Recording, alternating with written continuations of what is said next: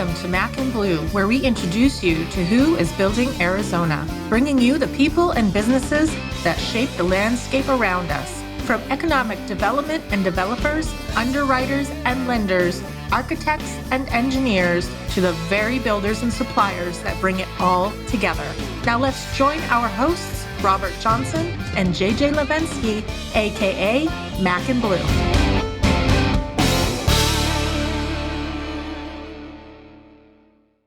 Welcome to Mac and Blue. I'm Robert Johnson, Vice President of Business Development with Torrey Contracting. This guy's JJ Levensky, President of Blue Wave General Contracting. How are you, my friend? We made it. Well, we made it. We're gonna have some clips of what's gone on before this and amaze our listeners. Well, but we're lucky we still have guests here. Yeah. No, they got up and left 3 or 4 times. Had to chase them down. No, come back. It's okay. Come back. No, it's all good. So I'm doing good. How are you? I'm doing great. Are you? Yeah. Okay. I mean, relatively. You're ready for the holidays? No. Okay, me too. Awesome.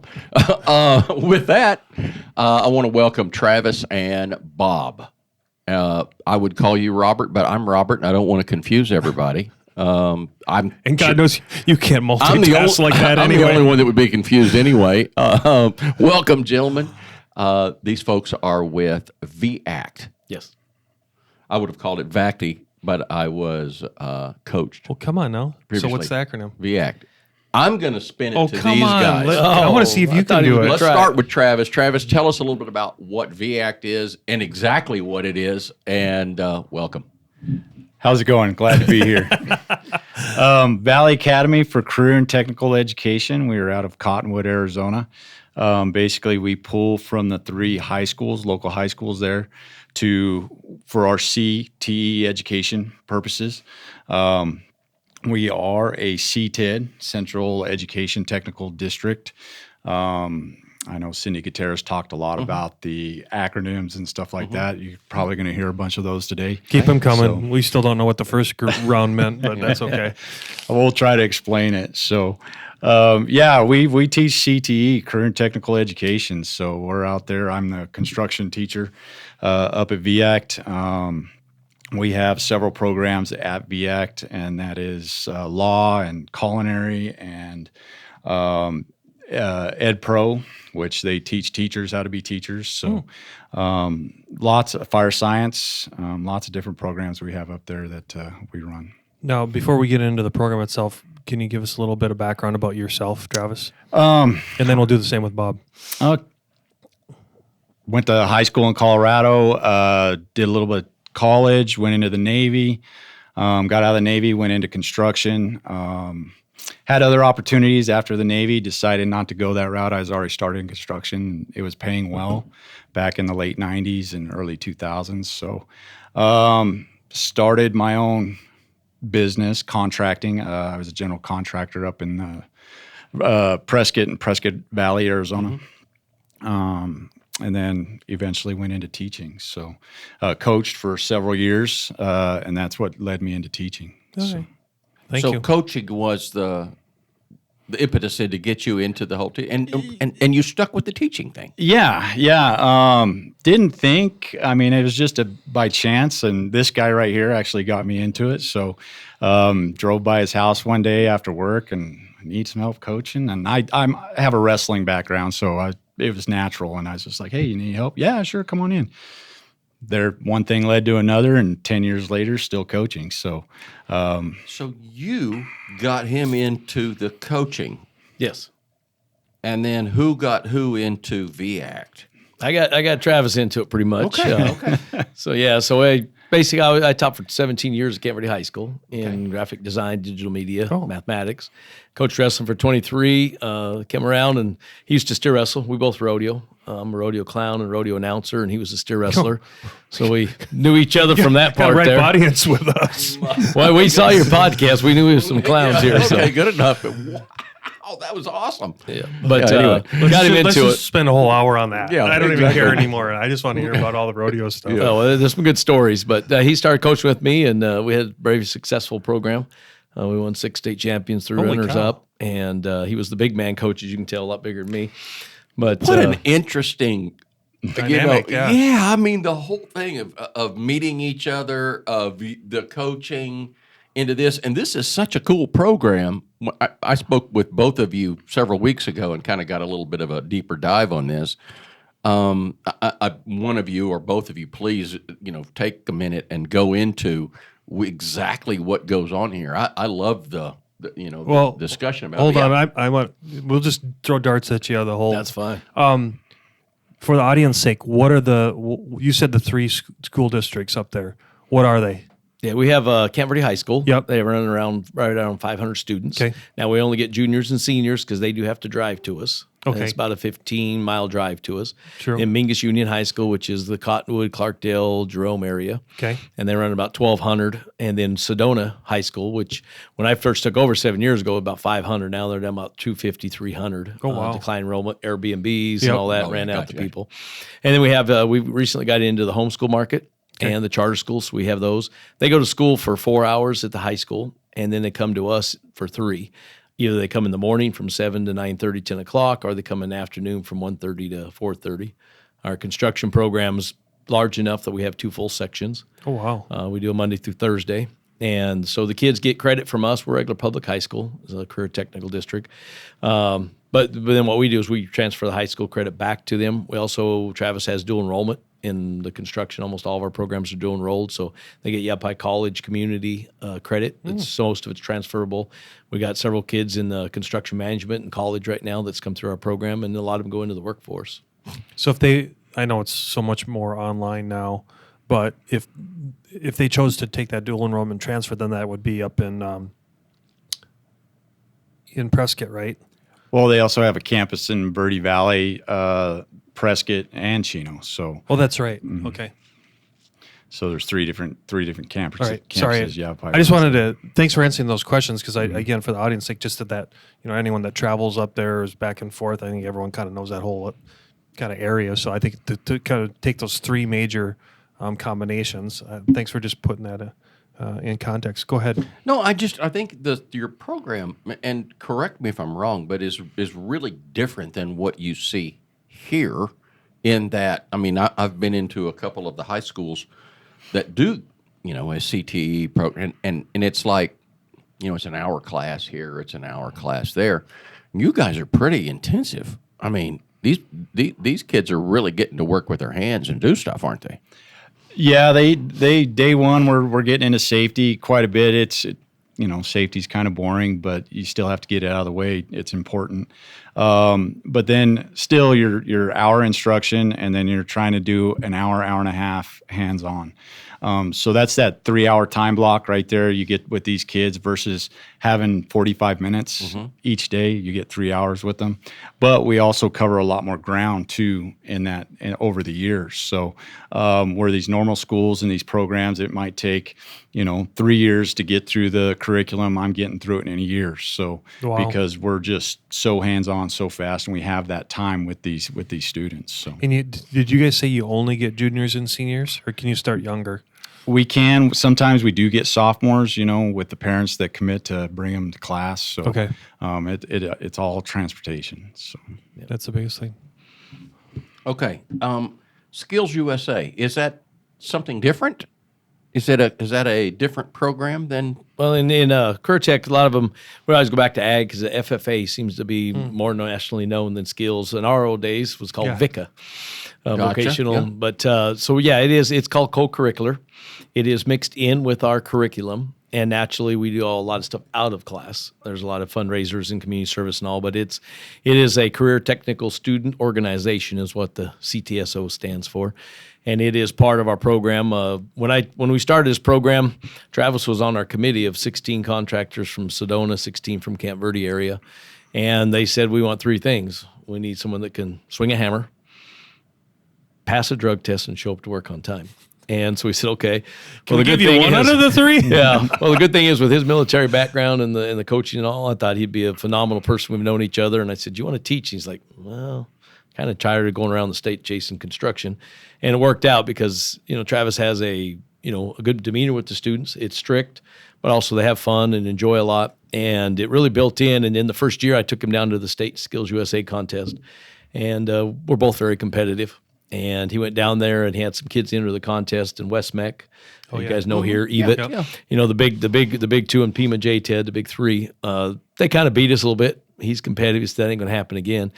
And after that first year, they've won Model of Excellence, which is the top 8 in the nation, not just the state. They've been the state champions 3 in a row, and in 2 years ago, they were the national champion out of the top 8. And they've been top 8 3 years, Model of Excellence. Now, that's the top award. He'll explain it better, but it's for the overall club experience, not just strictly. But last year, they helped build a house. They actually helped a pastor and another teacher finish a metal constructed house, and that's what the project they turned in. So well over 3,000 hours of community service, along with all the skills and everything. And yeah, so it's co-curricular. That's more things he adds to his time, but we've won a lot of awards, community service awards, and it's good because it teaches leadership, and that's where have kids show up on time. The soft skills, as all of you as contractors are wanting, and then we actually set up some stuff where our kids are doing the drug test and understanding that you got to do this or you're not going to be employed. Are you having trouble finding students to get in it? Is it? You know what? It's a growing program. So every year, more and more students are coming out for the class. You can always tell the kids where it doesn't really quite fit within the first couple of days. They're bouncing out. But for the most part, most of the students are staying. These are skills they can take with them for the rest of their life. Even if they don't stay in the construction field or career path, they can go home and they can fix something. They can go fix something for their parents. It's something that'll always stay with them. So a lot of them see that benefit. Not only that, on the leadership and the skills side of it for SkillsUSA, I mean, they can go jump on a board. They can go, help their community out. They can constantly be working on that leadership stuff throughout their whole life. And it's it's right at this level. They're just getting their foot in the door and they start seeing it. So, and then they grow from there. So it's pretty cool. Because you guys, having been raised in a kind of more of a community, what you guys represent versus, the megapolis that is Phoenix. Do you find that the community also supports you guys pretty well? And how has that transformed over the last few years? I would have to say, our contractors are supporting us pretty well as far as, whether we need something or supplies. I have contractors I take these kids out on jobs with. I get calls daily. Hey, can you guys come build something? Can you do this? And I have to start weeding through it just to get through the year. So, or put them back, schedule them out. Hey, next year we'll be able to do that, but this year we're booked. I mean, that's where we're at right now. Well, that's a good problem to have. Yeah, it is. It's a good problem to have. It's just I wish there was 3 more classes like mine going on at the same time, and I'd be able to fill those up too. So it's not the lack of kids or the lack of support. It's the lack of time.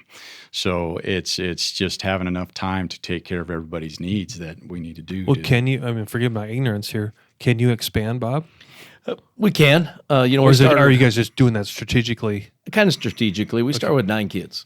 And, You started with 9? Yes. As the superintendent, I'm looking at it going, holy crap, this is a lot of money I'm spending out. But we knew the future. The next year, I think we had 13. And we built it, we actually had 14. We built it to 2 full sections, even though one was a little smaller than the other. And then last year, we had 2 full sections. This year, we're running right around 28 to 30 kids, which is good because of safety, one teacher. Yeah, sure. But, we can expand some more. We wanted to expand into heavy equipment. A lot of our kids in that area really like the heavy equipment because a lot of our contractors. That would be a cool program And I had one teacher, couldn't find anybody else that wanted to do it. So we've incorporated IVES training. Travis went and got nationally certified through United Rental, through IVES.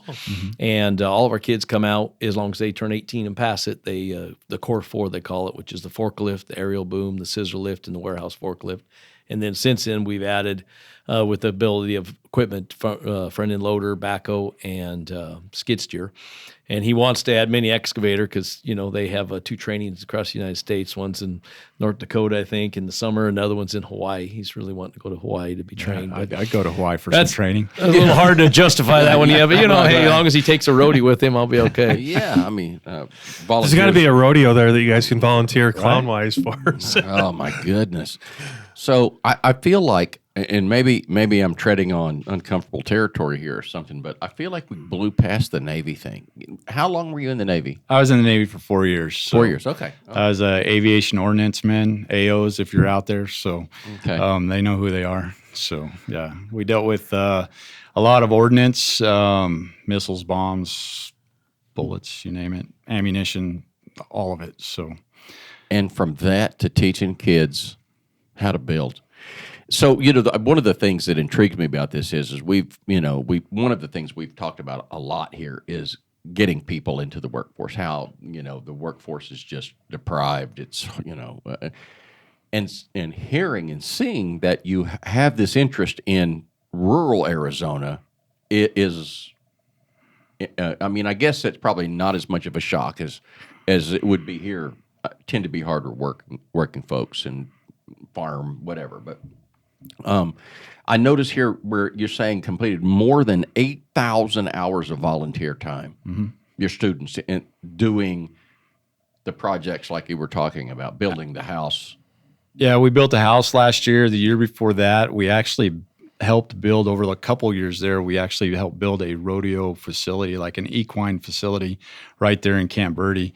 It's at a rodeo arena, and we built the announcer booth up in the air out of a 40-foot container. We remodeled that, built another announcer's booth, worked on some snack shacks, stuff like that.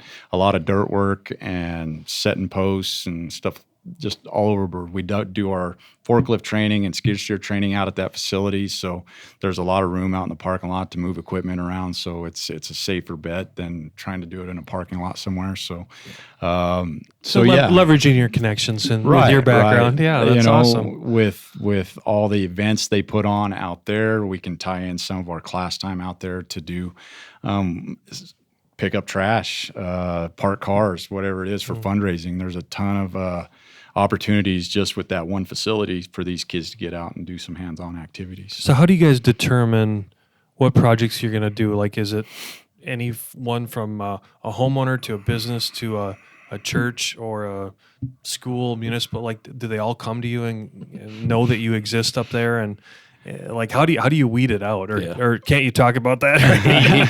he yells at me. Okay, I'm the type that's always out there. People come to us and say, "Hey, you want to do this?" And I was on this arena board because of rodeo background. Right. I got his daughter rodeo, and I got him on it. And from there, that was a full-time job. Oh. Our kids were out there a lot building things. But since then, we have people stop by and say, "Hey, can you help us do this?" And I had a good habit of just saying, "Sure, we'll do it for us." And I go to Travis and say, "Travis, you're going to go build this sail." He said, "What the heck?" And I said, "I don't know. It's called a sail. I don't know. It's something over a playground, and it's great community service for us." And then, he got into a lot more than he wanted to. So now I kind of take the information, I give him a general gist of what it is, and I send it to him and tell him, "Okay, it's your job," because we are getting we do a lot of stuff for our cities, and in turn, like I said, we're never worried about asking for free stuff. United Rental donates to the arena for the publicity. Well, then we get the forklift for the week. They know we're going to train, so we train our kids. I'm not having to pay rent on the forklift. The arena part's getting some free service of moving bleachers, whatever it is, and then they're getting built, and then the kids are getting community service. So it's a win-win situation, saves money. But I'll let you. He's learning to say no a little bit more often, but not as much. But I've learned to just give him the information because he was about ready to shoot me. So other than the horse trading and the donations, then technically, how are you funded? We're a regular public high school. Okay. So that's what I thought. In Arizona, taxpayers came in and did this about 20-some years ago. EVIT was the very first one. They're longer. We've been in existence 20. When I took over, we only dealt with the schools. So the past person that was above me just worked with the programs on the campuses. When I came over, I ran my mouth a lot, I guess, when I was at Camp Verde saying this should be better. So we started construction we had nursing and fire science technically there, not totally run right. But we started construction. Now we've built to culinary art. We have pre-engineering with the college. We have HVAC, construction, law enforcement, fire, teacher training. So we've gone up to almost 8 different programs ourselves that we run. Plus, we still work with the high schools. So they have auto and ag and graphic design and all. So we oversee those. But it kind of, the construction was a huge need for our community, even though surveys say there's no need for it. It's the dumbest thing around because they're a low-paying job, which they're not. Our kids are starting out at 18 to 20, and if they do any good in a year or two, they're making 23 to 24. mean, to me, that's more than I made in my first year of teaching. Yeah, that's not little money. Yeah. Well, and then there's kids that come down to Phoenix and they're making more. I mean, Oh, yeah, I have absolutely. kids starting out here at these plants that are going up just outside of town. Yeah. They're starting out at $23 an hour just walking on the job. So they know a little more than everybody else because they went through the trade school. But it's come down to Phoenix. You know, you're going to make a little bit more, and a lot of these kids do that. They come down here. Torrey Contracting, your full-service Division 9 contractor. Torrey Contracting operates with a smaller, hands-on team. This cohesive structure results in superior workmanship and economical solutions. We deliver projects with unsurpassed commitment to quality and stewardship of budget. Torrey Contracting, small enough to listen, big enough to deliver.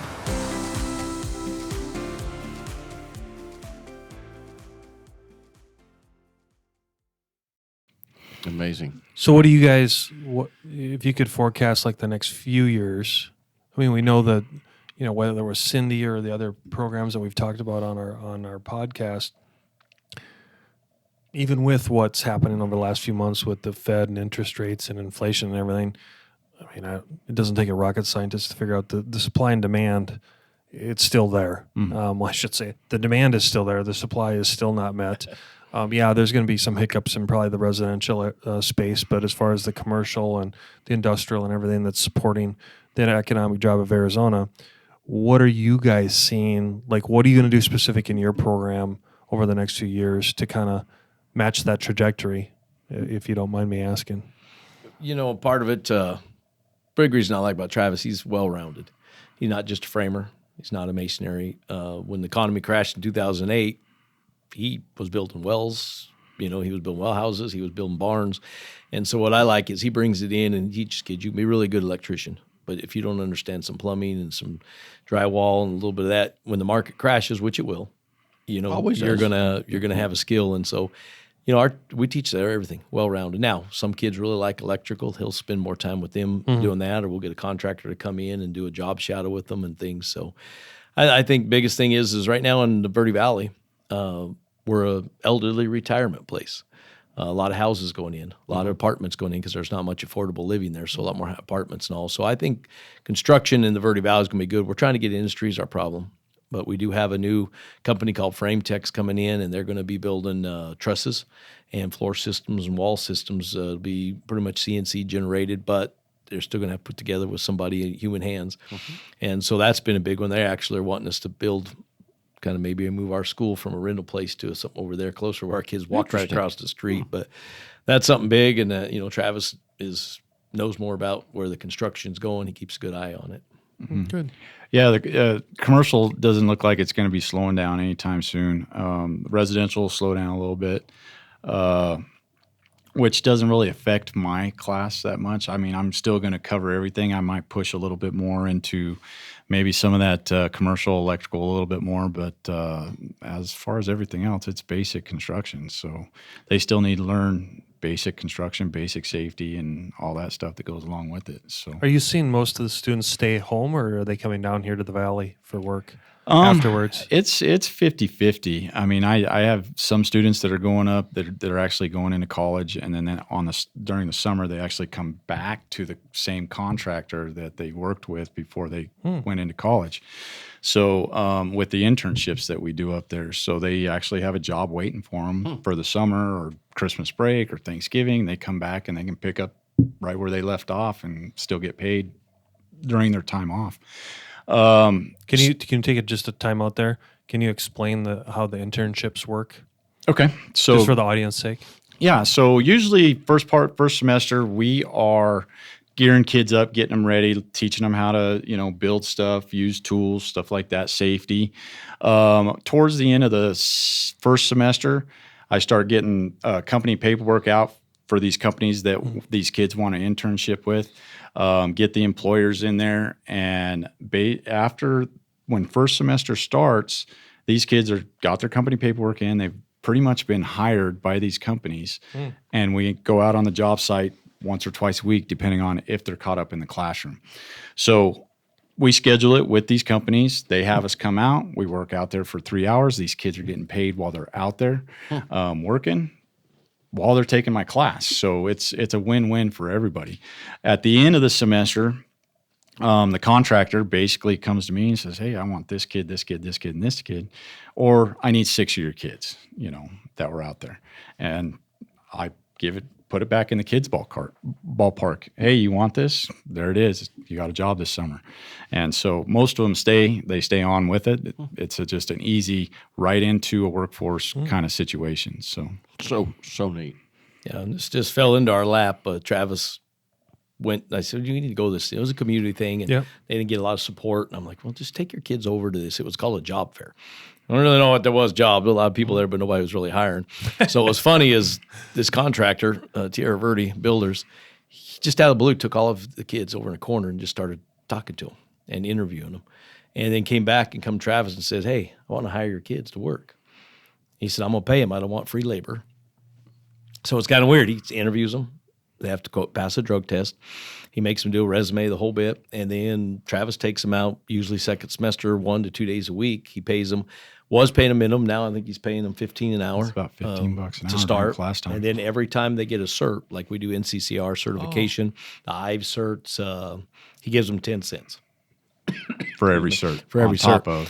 So when he hires them full time, and he's a smart guy, because he's like, I get first dibs on these kids. So then he chooses the best kids. Yeah. But they go out, and some of the kids maybe put on with a foreman. Some maybe put on with a worker. Travis takes kids. They were building, I don't know if you've been to the Verde Valley, but if you go to where Cottonwood, there's a big, huge RV park right at the junction of I-17 and 260. They built that whole clubhouse with their contractors, and they had metal. Big bunch of metal beams coming in all, and nobody on that crew was certified in IVE's forklift. And if OSHA comes in, you'd be shut down. So one of our kids was 18, had been certified, so he ran the forklift all day unloading all this metal pipe. But our foreman wasn't totally keen on metal. Travis was. So he ended up staying 2 days there working with them and our kids. And that kid that was on there got paid an extra $2 an hour for running the forklift. While all these old 50-year-olds were unloading the metal, he's running the forklift. Our kids actually ended up putting all the metal structure because they didn't really know. And after that, it's just blossomed. We've been on remodels to fancy houses to the huge, I'll let him talk about that, to one of the big resorts they just opened up recently. And it's great because our kids, they have to work with somebody. Yeah, they learn language probably that they knew anyway, but they learn how to deal with other people. And as long as we had to check it for legality, but as long as Travis is on there, we're an educational teaching facility. So you can be under 18 and run power tools. So as long as Travis is with them, our kids are running power tools. They're cutting. They're doing everything. Now, there are some bad cuts. Oh, yeah. And the contractor knows that he's going to go through a few of that. But it's amazing. I've now watched them work. And it just the kids' attitudes. We had kids that can't stand school. We had one kid that unfortunately got kicked out of the school, could come to us because you don't technically have to be in a public school. We are our own public. He was homeschooled after that. And he ended up, he's right now was doing remodels. He probably would have never been anywhere. And he's 19 years old, making a lot of money and doing very well. And he just came through the program, and we've done that with him. So great stories. Awesome. Travis, what other stories you got? Because Bob said he got a There's a lot. Well, come on, you see these guys blossom. And there's guys and girls. We do get a lot of Are you getting more young girls? ladies. Yes, good. We do get a lot of young ladies. In fact, my young ladies, they kick these guys' butt. I mean, it's insane to watch the attention to detail that some of these young ladies have when you give them instruction. They actually listen to you. Where guys, they kind of listen to you and they just go out Did there. You say and something? Yeah, it's like these girls actually pay attention. They go out there and apply it. I mean, so they actually pick it up a lot quicker than a lot of the young gentlemen do. So they're a blast. I have girls that lay block, build block walls to perfection. They can frame really good. All my kids, they come out learning something, and of course they have their favorites. They're like, okay, I don't really want to do that again, but sure. I do want to do that again. So whether it's building cabinets or hanging cabinets or whatever it is, it's running equipment. A lot of kids like running equipment too. Till you put them out there when it's 120 degrees out there and you're right next to that engine, it's about 140 on that machine. They're like, okay, I'm done. Yeah. They've learned real quick. Yeah. What's the hotel? Is it the same hotel you were talking about earlier? Yes. Oh, Ambiente? Yes. Yeah, so that's a facility in Sedona that they built. Kind of fancy. It's basically 3 sides of the buildings. The I guess you'd call them condos. I would say they're like a condo.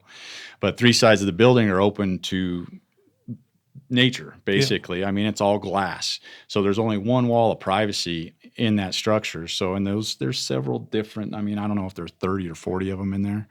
But I think they were renting it. What'd you say, 1,300 saw it on the news. 2009? 1,800. They had it on one of the news channels highlighting, and I'm like, hey, our kids worked on that, and they got to go do some of the work. It's like one of the elite ones out there now. Yeah, we did a lot of framing on that. I've had students work during the summer, continuing their internships, hanging glass and glazing and metal work. So a lot of these kids, they stay and they keep working, and they've had their hands on that project, and I think they're just getting ready to finish it up. They finished building the clubhouse here recently, and so it's getting ready for the grand opening. So with that kind of, I'm going to call it community and granular traction that you guys have had you had anyone come back through? In other words, have any of the students now become teachers or helped you guys, or has anyone kind of gone that full circle of life? Well, we do have a lot of them that come back in, and be guest speakers or come in and see them, and then we'll talk to the class. We got a kid right now that's in NAU, and he graduated last year. He's come from a construction background all his life, but really hadn't done much. And he's up there, and he come back the other day and talked to the kids because a couple of the girls in our class want to go into construction management. And he said, I'm just telling you right now, enjoy what you're doing here. Because when we get to NAU, you better learn how to open a book, and that's all you're going to do. He said, our most exciting project this year is taking cardboard and making a chair. And he was just really disappointed because so much hands-on at ours. So had a gentleman, probably, I don't know, it was for a while, he was our poster child, we called him. Yeah. He come from a rough family, come down to Phoenix. We were really not trying to talk him out of not coming to Phoenix because he was coming with a girlfriend, and you know how that usually ends up. But he got down here in electrical, got into an apprentice program, and Travis can tell where he's at, but he sends us a donation. He donated equipment to his tools. He sent us money donation, and Travis can tell you where he keeps it in with him. But it's amazing to see that part. They're not teachers, but they're giving back in other ways. Yeah. What's his background? What was his background? He went into an apprenticeship for electrical, Eddie Christensen, and he just finished that. In fact, he sent me a picture the other day of his first job that he actually ran down here. It's a commercial job at some museum somewhere. He's hanging some starlights or something like that. And he was all proud. Hey, check this out, So he was awesome. He actually says, hey, you know what? You did so much for me. I'm going to give back to you. So I have a few students that have come back and said, hey, thank you. If it wasn't for you, who knows where I'd be. So that's a feel-good story right there. there. It's awesome. So one of our Hispanic kids, he was about ready to quit our program and just go finish doing drywall with his dad because they needed money. We kept him in our program. We worked around his schedule so he could go help his dad on days he needed to and then come with us. He got hired on with that same company that does our internship. And within a year and a half, they promoted him to a foreman. And part of it was he was bilingual. So he was the foreman of the Spanish working crew. And his big job as a foreman was to collect all the receipts, the hours. These guys would go buy stuff and then bring back receipts. So the contractors just drive nuts. So his job was to basically work with them, bring all that stuff back, collect all the receipts and all. Now he's one of the top foremans of the company, and he's 21 years old. And he was ready to quit and just to help his dad finish what he could do, drywall. And then now we've given that kid, he's got a baby, I believe, and he comes by, sees us. It's just amazing where they've been. Yeah, one of his main goals, I think, was to eventually help his family out and start up a contracting company in the future, and he's almost already halfway there. So amazing stories, really neat stories. I know that this one's going to shock you, but you know what we got to talk about, don't you? Of course. We got to get to the rodeo. Oh, stuff. that's all I've been waiting to talk about. So, you were the rodeo clown. Yes. Steer wrestler. yes, sir. How long? Are you still doing rodeo clown stuff? Yeah, as I've been. I started when I was 13, and it's my 40th year. Did your parents love you or hate you? No, actually, I grew up around my grandpa Oswald. He put pro rodeos on for 50 some plus years. Oh, that's And it was so in cool. Colorado, New Mexico, Arizona, and so I got into it because I don't really care to ride horses. Wasn't very good at riding bulls or that, so I got into clowning. It's guaranteed money. You show up, you get a paycheck. I just Doesn't want actually to ride, but I want to get in front of them.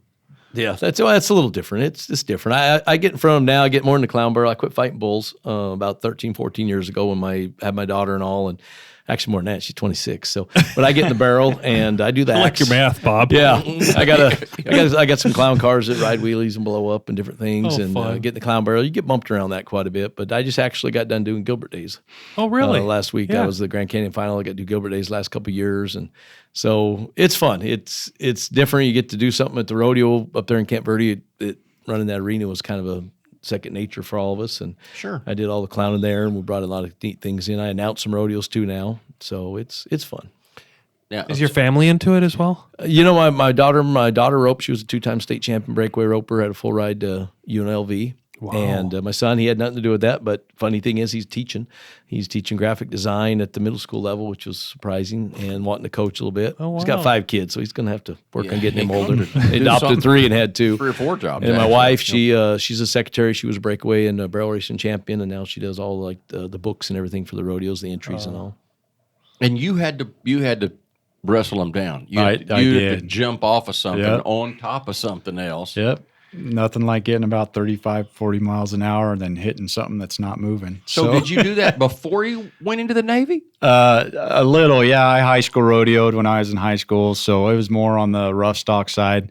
So I was riding bulls and broncs during high school, and then ended up eventually, because I ended up getting bigger as I grew up, and went into the timed event side after I got out of the service. So, And how does one get into that? well, you just find the right people. you just get- like I got into wrestling and into teaching. So, But the first time has to be crazy. yeah, you grab a hold of it, and growing up wrestling, you kind of know Leverage and all leverage and how to use your body to do different things and make stuff move. And so it was a little bit easier transition. Yeah, you still take a beating. I mean, especially when you're first starting out and you end up not even seeing that steer go by and you crawl off anyway. So, and hit the ground at 30, 40 miles an hour. So you learn to roll. So I got to tell you a story. So we were down in Douglas last year at the whatever they had, the Cochise County one, and watching the little kids do the do the goats instead. Oh my god! And these girls were jumping off horses that were. I was like, they'd be like falling off a 20-foot ladder, right? And they're just coming down, grabbing them, wrestling, tying them up. And I was like, that is the coolest thing I've ever seen. So you got to be there. I actually was the announcer at that one. That was you? Yeah. I played the music and was Well, the so announcer at Warren the Glenn rodeo. and all them, we were out at their ranch afterwards. So we'll talk offline afterwards. It's a cool college down there. yeah. Yeah, that's amazing stuff. And so you met each other at rodeo. yes. Yeah, it was kind of weird. Sitting there, this guy pulls up. In That's this the new blue Tinder, by the dually. way. That's the new dating site. You just go to the rodeo. Rodeo. Find your lifelong friend. Yeah, okay. Yeah, I we could go so knew many each other, ways and there. Yeah. he moved to Camp Verde and stopped by and goes, "Hey, how are you? I'm being wrestling." I'm like, I'm always open to someone to come out and be coach, and it's kind of blew from And you there. did the coaching thing. 20-something. You're still doing 23 it? years. No, I retired. My son graduated, and it was You're time doing to the cut coach. back. I'm doing the He, coaching he is still, now yeah. taking over the head coach. His son's wrestling, so he took over last year. Now the head coach this year. It's one of those things you don't have a choice when your kids are into it. So No. you're automatically in there. Are you going to do it after they're not into it? You know what? I'll have to see, and just depending on time and how my job with VACTE is going, and how seeing if busy Bob it is. still likes him. Yeah. It's time. When you have coaching, that's a full-time job in itself. So when you're stealing from one to pay attention to another one, we'll see how it affects. So I know it's only part of the year, but it's you just make it work. You make it work the best you can. So this is the point in the podcast where we kind of circle back and go, what haven't we talked about that you guys want to get the message out to anyone about CTE, VACTE, or anything we've just touched on today? For me, I've been in education. This is my 31st year. teaching. So you're just finding your groove. Just finally, is what you're finding a saying. groove. I'm hoping to find my way out eventually. But, when I was growing up, and probably you guys were too, academic, if you don't go to college, you're not worth anything. And you know what? That's past us. We did That's that for a long dead. time, and you see where we're at. We have no skilled trades. Our world needs them. Not everybody's going to live on a computer, and kids still think that. COVID wasn't the best to us. Travis calls it the COVID norm or something now. Mm-hmm. And it was hard because these kids were.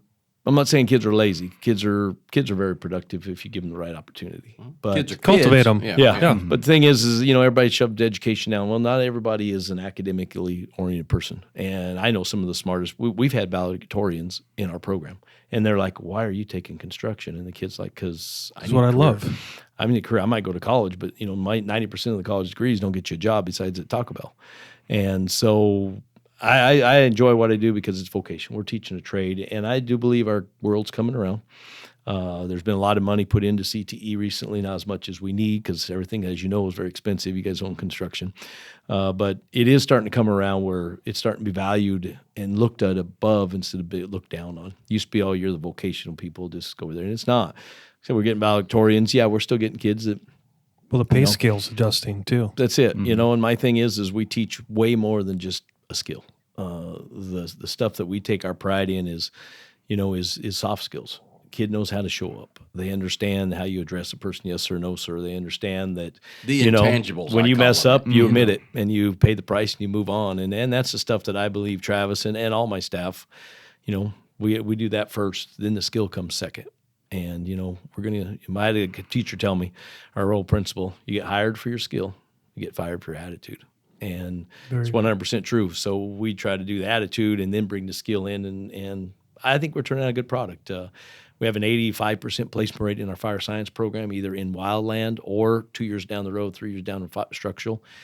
They leave firefighter 1-2 state excellent certified if they pass the state test. All they lack is an EMT class, and they'd be hired on making $60,000, $80,000 structural at an 18-year-old. We've had two of them do that. Most of them get hired on 19 to 20 because they got to get EMT. Sure. Nursing, 80-some%. Our construction rate, we haven't been long under 4 years, but our construction in either going to college counts or getting into the work field, we're probably around 75 to 85%.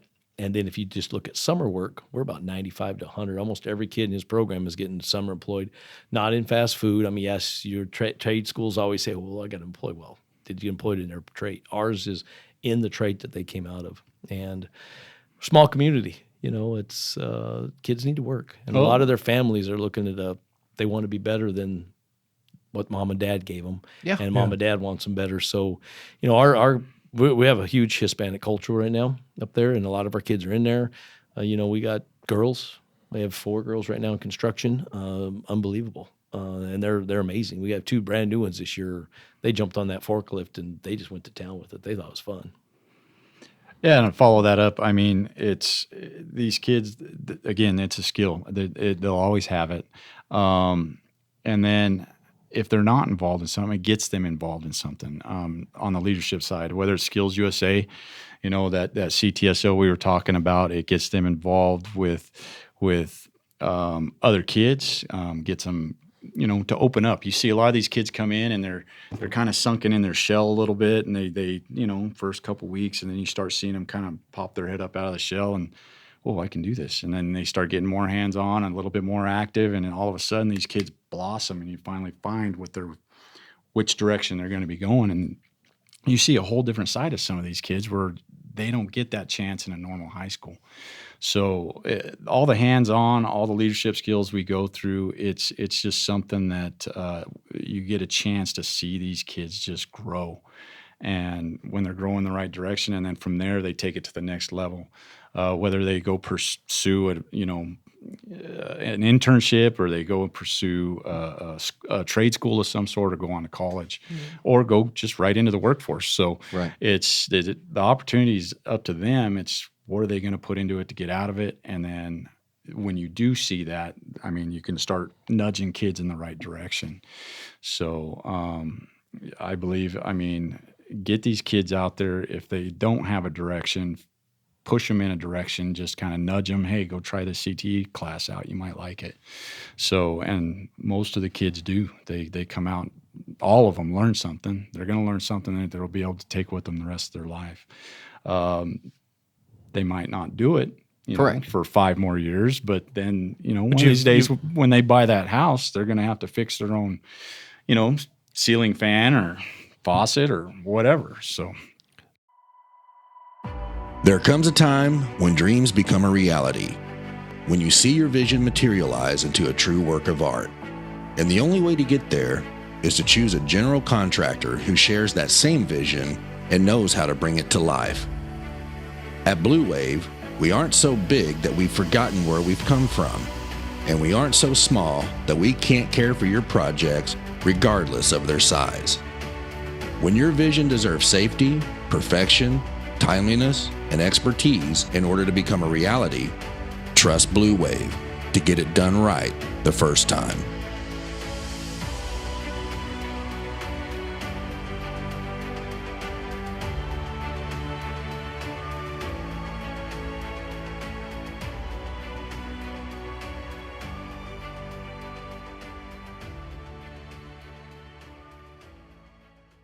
Well, question for either one of you or both of you is, and this kind of goes back to Cindy a little bit too when we had her on, are you seeing a demand in any additional CTE courses that's coming out? What are they, Bob or Travis? HVAC we're trying to push is get kids into it. They only think they're going to be in an attic. Well, that's a short time. Yeah. So that's a big one. Coding and software development's been real big. A lot of our junior highs are starting now, which is going to feed to our high school programs eventually. We don't run it, but our local high schools do. That's been a big one. The big push for electrical is huge. He has a lot more kids interested in electrical than the past, I think, because there's some really good money there. Again, this year was weird. Our enrollment in fire science was way down. It's always been where we're turning kids away. It's just a weird year, but I even talked to our fires guys, and there's a huge demand.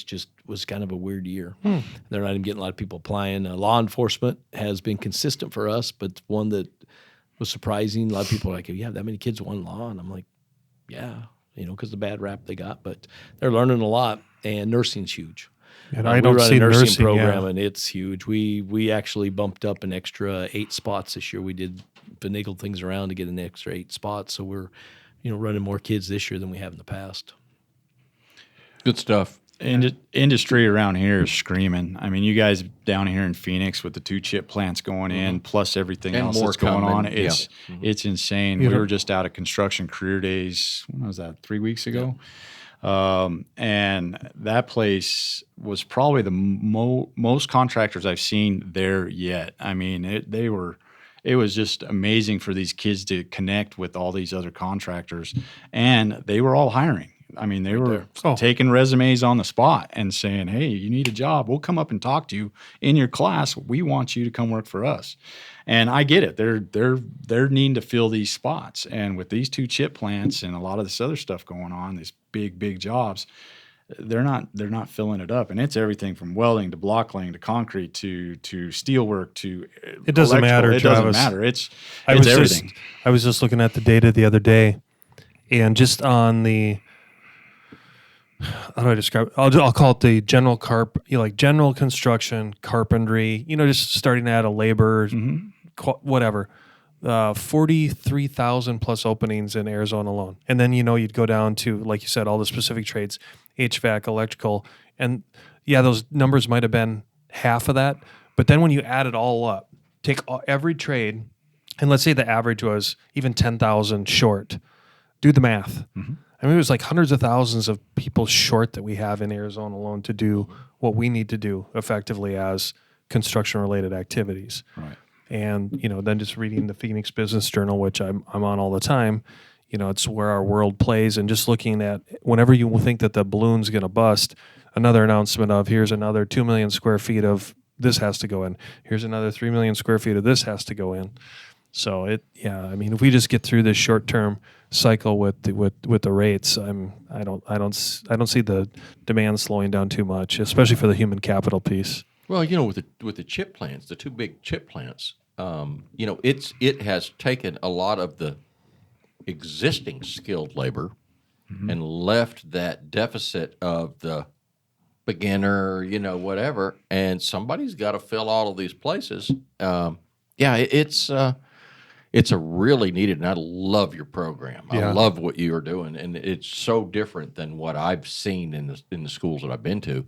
I don't know how you can't be successful, and you are successful. A rural area, we can do a few things that bigger schools can't possibly and all, and we have a good community support. It's been really positive, and the things they're starting to see it. They're hiring our kids. They come to us and they're begging for more things, and it's good because up there, how we got into construction, part of it was I was talking to a guy that owns 7 or 8 big fancy restaurants. Ever been to down in Old Town Cottonwood? Yeah. He owns Nick's and the Tavern and all those, and we were meeting about culinary art. And we start talking for culinary art 10 minutes, and he starts talking about he can't get a contractor to finish his new breakfast place he wanted, and how the contractor has to put him off to go finish a house because he can't get enough workers, and how people from Phoenix are coming up and slapping up houses and leaving, and the poor local guy can't hire. And he goes, we just need more construction. So we didn't even get into culinary art. And that's kind of how I started putting this together. And That might be the best story I've heard yet. I mean, we got into construction, and the guys have been happy because now, a lot of our local contractors are getting more employees, and they can do more than one job. But a lot of them, they could do 1 or 2 houses. That's all they could build because they couldn't keep enough workers. And, so then their rates are higher, cost Sure. more to build. But yeah, it was funny. As a culinary art guy, we have culinary art now, but it wasn't from that conversation. Amazing stuff. Okay. Well, Travis and Bob, everyone, if people want to, from the audience, if people want to reach out to you, what's the best way to get a hold of you for questions? One is VACTE.com. So V as in Victor, Yep. ACTE.com. Not the greatest website in the world, but our phone numbers are on there. Hey, I can tell by listening, you guys are the kind that answer your phone. So Yeah, it's 24/7. When we came in, we were talking about that. My cell phone, I just give it out because I don't even have I have an office phone, but never answer it hardly because give a cell phone out. We're 24/7. Like I said, we have kids call us all the time. Parents, it's what you do, especially in a small community. You're more than just the teacher. You become sometimes surrogate parents, and it's just a great time. But we'd love for people to know there's a lot of them here in the Valley, West Meck, Evett, down in Casa Grande, you got Seavet, the 14 JTEDs in the whole state. And I believe, I'm glad the government brought us in a few years ago, and it's 5 cents on the dollar. So if you ever look at your tax bill, look down there and on 5 cents on the 100,000 or something else like that. My tax is $8 is what I pay for VAC tax. Cheapest. We're the cheapest educational out there. We can't raise it, so you'll never get a raise on unless your house goes up. So your JTED or Central Campus programs are some of the cheapest ran in the state. We don't get the full 80, and we get like 0.75 of what a normal school gets for a kid. We have a little less time. We have sports, but we educate them on less dollars. But I think they're used very effectively. Oh, Good return. Undoubtedly. Travis, anything to add? Yeah, get your kids involved. Get your kids involved in CTE. I think it's they'll learn something out of it. So if you're listening out there, just get them involved. If you're industry, support. Okay, because these schools need support. Whether it's just coming out to judge something or coming out to offer maybe just your knowledge. Some of these kids need tools, so to actually get out there and work on their own. So, yeah, support and get out there and learn, kids. So, excellent. Well, thank you both for being with us. Yeah. Thanks for driving down. You bet. Unbelievable conversation. We will definitely have you back on again when that enrollment is doubled. We'll have a great conversation if you're still jumping in the barrel and still jumping off the horse. So we didn't even get down those war stories, by the way. You realize I know we blew right before past we talked about the broken back and the concussions and that. It's like I don't do that anymore. I'm in the barrel, and I was like, okay, we got it, and then we moved on. So thanks, guys, for being with us. Appreciate you. Go ahead, you can take us out of here. You've been listening to the Mac and Blue Show, brought to you by Torrey Contracting and Blue Wave General Contracting. Be sure to subscribe to the Mac and Blue podcast on your favorite podcast platform. Follow Robert Johnson and JJ Levensky on LinkedIn and Instagram. Tune in live every first and third Thursday at 3 p.m. as we continue to introduce you to the people building Arizona. Walt Disney said, "You can dream, create, design, and build the most wonderful place in the world, but it requires people to make the dream a reality." Until next time, make it a great day.